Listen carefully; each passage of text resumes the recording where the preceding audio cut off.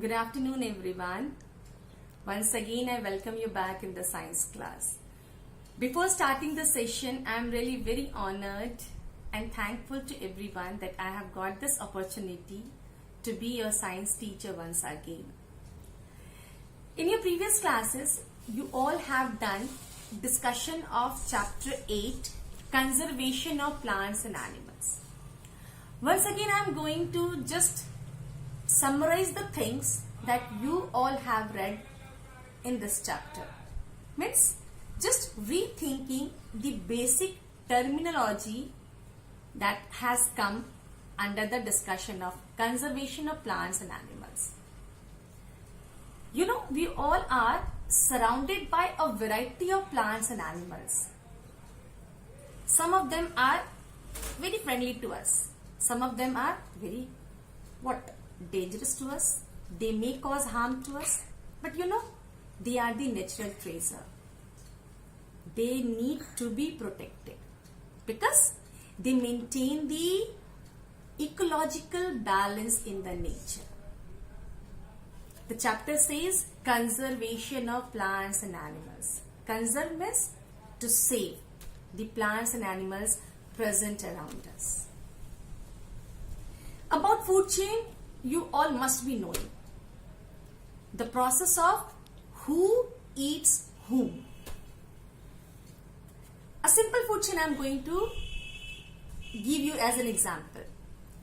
The producer grass is eaten by first consumer rabbit.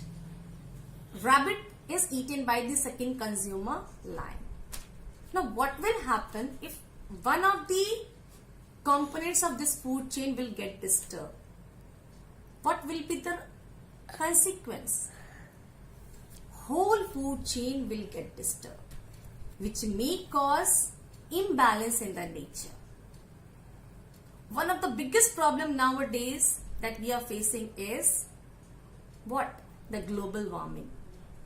And behind this, the main reason is cutting of trees. The trees are cutting indiscriminately, irregularly, and in unplanned manner. And you know, the phenomenon is known as the process of cutting of trees in unplanned manner is known as deforestation. See, the trees are being cut by some men. Sometimes it is in our need, sometimes it is in our greed to earn lots of money. We are just cutting the trees without planting a single tree. And hence we are suffering from lots of consequences. Consequences means the outcome of that very process. We all are dependent on forest from immortal time. Mostly we are dependent for timber, and which leads to deforestation. The consequences are of two types. One is very small scale, known as domestic consequences, which affects only a small part or a particular locality. When the effect of that deforestation spread to a larger area, then it is termed as global consequences. Now you can see what I have written here.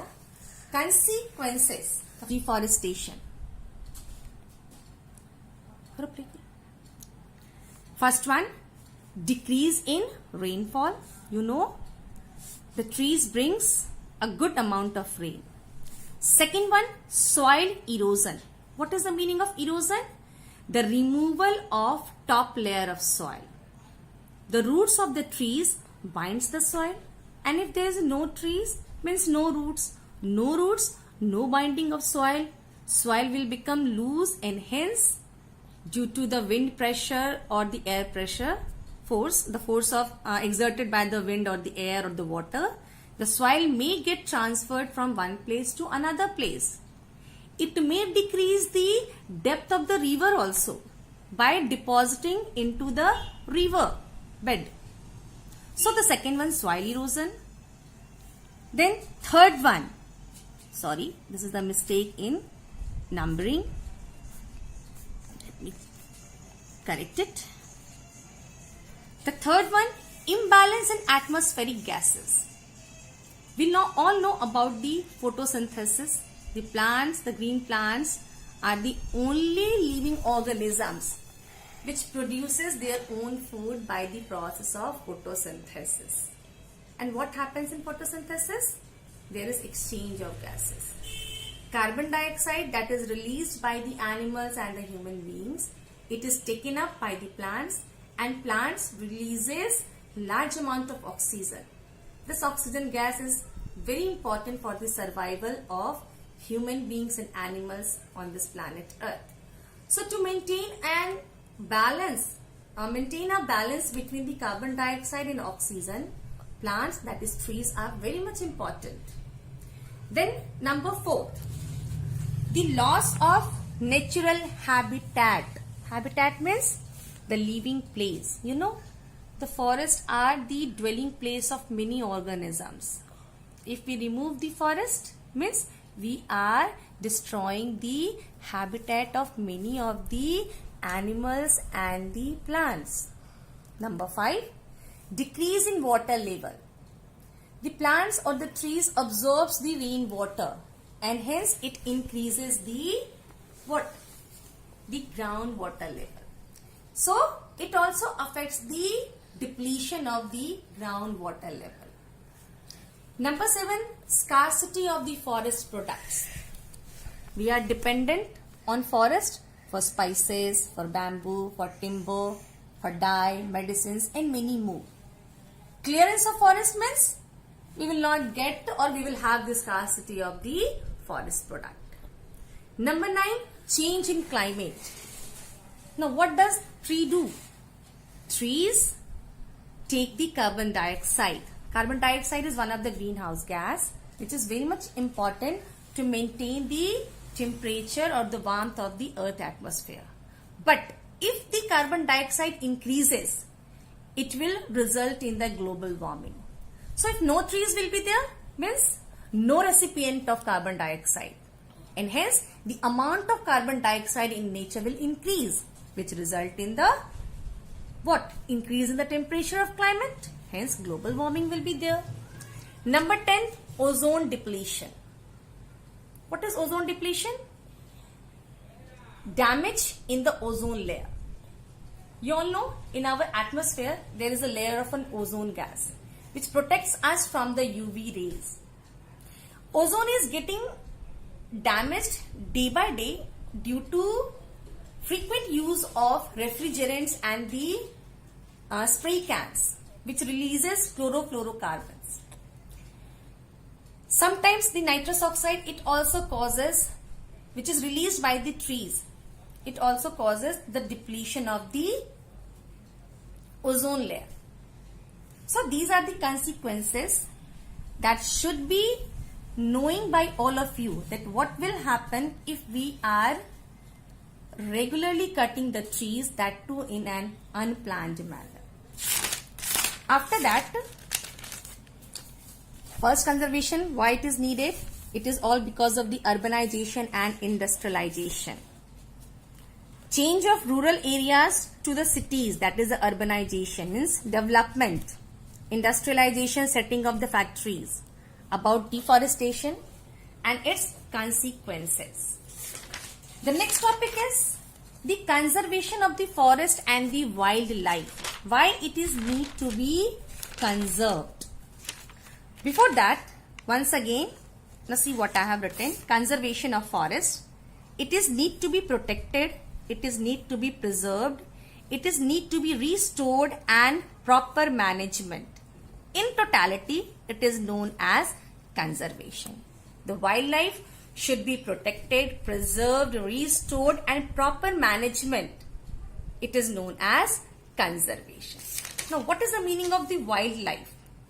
The wildlife is the plants and animals that are wild and live in a natural environment. Means the non-domesticated animals.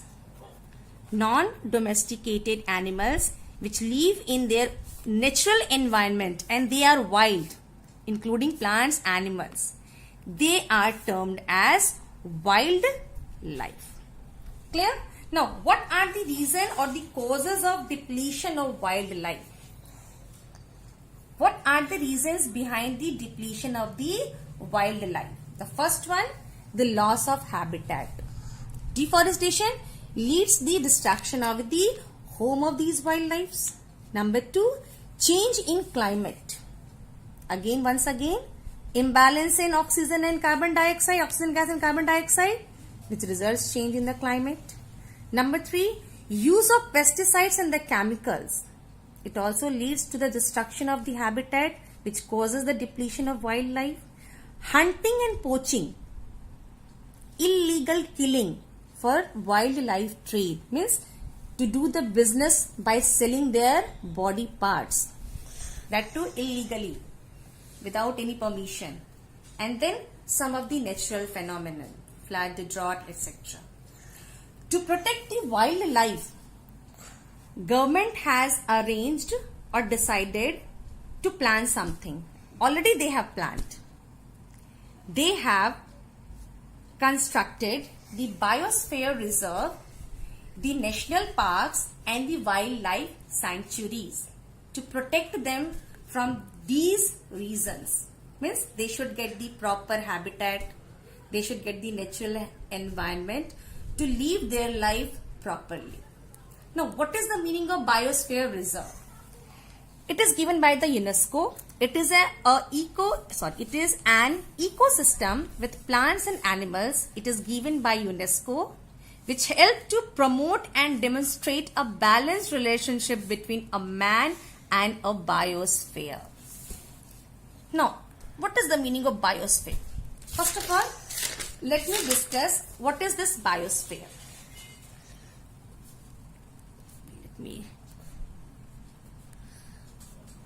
Now, this is the level of organization. This is the level of organization. First of all, the first level is individual.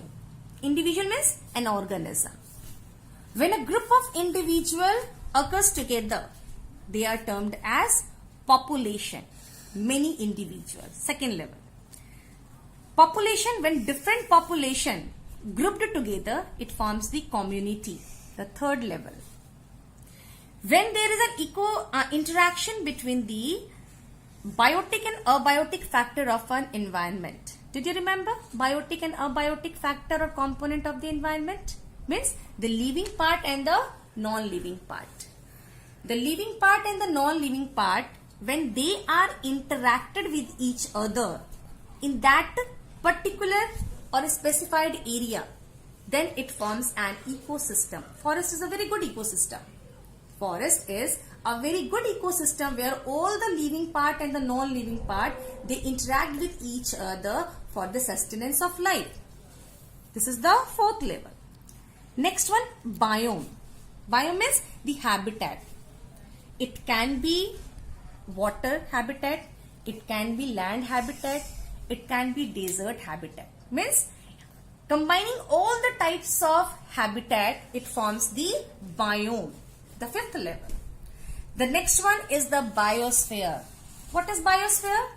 Earth is a biosphere. Biosphere constitutes of three components: lithosphere, hydrosphere and atmosphere. So Earth is one of the best example of biosphere where we live. So biosphere reserve means when a man and a biosphere, when they relate with each other, it forms the biosphere reserve, and it helps in various types of studies. It also helps in protecting the endangered species. See what I have written. The biosphere reserves helps in promoting and demonstrating a balanced relationship between man and biosphere. Now, next one. First one, biosphere reserve, to protect them from different types of consequences which causes the depletion of wildlife. The second one, national park and wildlife sanctuary. National park and wildlife sanctuary, very common to you. These two topics you all have read in your standard 5 also. Do you know what are the basic differences between the national parks and the wildlife sanctuaries? See, the motto is same, to protect the endangered animals or the rare species. But what are the basic differences? The national park, it is completely owned by the national government. Wildlife sanctuary, it may be owned by government or sometimes by private organization. National park, no human activities are allowed. Completely prohibited.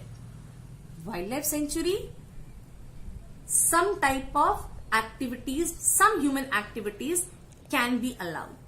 Now see what are the other differences that I have written here. See, wildlife sanctuaries. First one, it consists of only wildlife. Wildlife means the animals and plants. In wildlife sanctuaries, we will be able to see only animals and plants. Means it is basically important to conserve the animals and plants only. But what about the national park? National park conserves the whole ecosystem. Means all the animals, all the plants, the habitat and sometimes the historical objects also.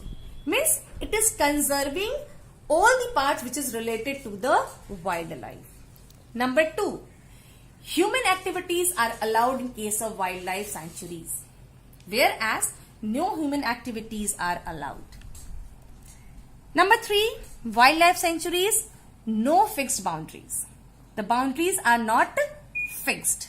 The boundaries are not fixed, whereas in the case of national park, boundaries are fixed and defined. Number 4, in case of wildlife, it is open to general public. National park usually not open to the general public. Number 5, can be owned by government or private. National park, it is only owned or run by the government. See what I have written. National parks, it is an area set aside by a national government for the preservation of the natural environment. Means whole ecosystem including plants, animals and many of the historical objects. Some examples I have written here. Jim Corbett National Park, it is in Uttarakhand. Kaziranga National Park in Assam. Kanha National Park, it is in where? It is in Madhya Pradesh. Then Ranthambore National Park, it is in Rajasthan, and the Valmiki National Park. The 5 names I have written here. I am not recalling the place where it is situated. I will tell you when we will be in our WhatsApp group. Number 3, the wildlife sanctuaries, it is a facility where animals are brought to live and to be protected for the rest of their lives. Means it is brought from the natural environment and kept in somewhere which is very equivalent to the natural environment, and it is owned by government and by private also, sometimes by private organization also, to conserve the wild. We have many examples about the wildlife sanctuaries. About Bharatpur Bird Sanctuary, Wildlife Sanctuary, Bird Sanctuary, you must have heard, it is situated in Rajasthan. And one is very important in our state, that is your Kanwar Lake, situated in Begusrai district, my birthplace. It is very well known for the migratory birds. It is in Begusrai district, that Kanwar Lake. It is also one of the, it is said that it is the Asia's largest bird sanctuary situated in Bihar. Now, what is species? Species are the group of population capable of interbreeding and have the common characteristics. Means the group of population which have same characteristics and they interbreed to produce a healthy offspring. Then about the flora and fauna that you have read in this chapter. Flora means the plant life.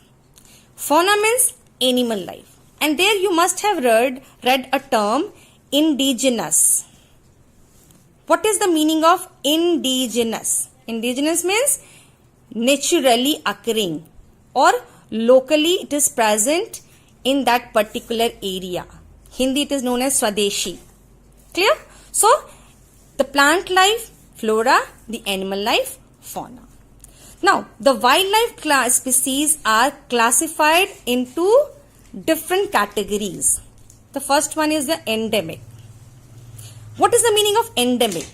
Endemic term nowadays it is very famous due to this COVID-19. 2 or 3 months back, it was only found in the one of the region that is a city of China, Wuhan, and that time it was termed only endemic. Slowly it outbreaks and spread in whole world. Now the endemic is changed into pandemic. What is the meaning of endemic? The species of plants and animals that exist only in one geographical region. For example, kangaroos in Australia. Mostly it is found in Australia only, kangaroos. So the kangaroos are the endemic species. The lemurs of Madagascar. They found only in Madagascar, the lemurs. Example of endemic species. Vulnerable. Species which are likely to become endangered. Means they are at high risk, but with time they may come under the endangered species. Before this vulnerable, let me explain you what is endangered. Endangered means species that is very likely to become extinct, means which are at a high risk of becoming extinct, means it will not be found if regularly unfavorable conditions will be there. The endangered animals, tigers. Day by day, the tigers' numbers are decreasing. Slowly, the endangered species tigers, they are at a risk of becoming extinct. Means it may happen that that tiger will not be seen by the next generation, next 2 or 3 generations. Means they are at the verge of becoming extinct. Vulnerable, they are at a risk. They are at a risk to become the endangered, and after endangered, critically endangered, and then extinct. Next one, what is extinct? The termination of a kind or a group of organism. Termination means no more. Now these animals or organism or species, they are now not found in reality. Only in the movies we can see. They are termed as extinct species. Now, what are the reason of causes of extinction? One more is there. Rare species. Do you know what is the meaning of rare species? These species are rare means not usually. Okay? Not very readily means these species are less populated. Population is very less and they are uncommon. They are uncommon. These type of species which have less population and they are uncommon, they are termed as rare species.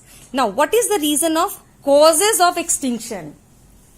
The first one, once again, the loss of habitat. Second one, overexploitation. Third one, introduced species. And the fourth one, ecosystem disruption.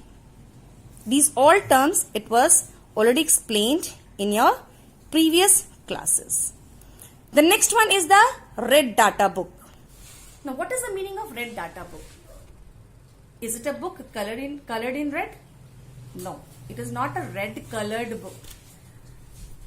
I have the science book with me, The Living World, which is meant for standard 8. This book connects, this book includes all the information that you have to read in this year, standard 8. All the name of the lessons in other things or information has been given. The same thing, red data book, first of all, it was published by Russian Federation. Russian Federation in 1961, they published a book, red data book, in which all the informations regarding the endangered species, rare species, vulnerable species, it is all given for their detailed studies and to know more about them. Now, what is Red Data Book? It is a source book which keeps a record of all the endangered animals and plants. IUCN, International Union for the Conservation of Nature and Natural Resources. Okay, so Red Data Book, it is just a document or a record book which keeps the information of all the species of plants and animals, means all wildlife which are going to be extinct or endangered or vulnerable, to do a proper studies or to check the or to keep an eye on their activities in the ecosystem. Next one, migration. Migration means the seasonal movement of animals from one place to another. It is known as migration. Now, why do the animals or birds migrate? The reasons are, first one, in search of food. The first one, in search of food. Second one, favorable climate and place. In search of the favorable climate. Siberian crane, you must have heard about them. They come in the winter because in their country the climate is extremely cold. They come to India to get the warmer climate than their own place. Number C, to breed. Means for breeding process also they migrate from one place to another place. Next one, reforestation. Means afforestation. It is just opposite of deforestation.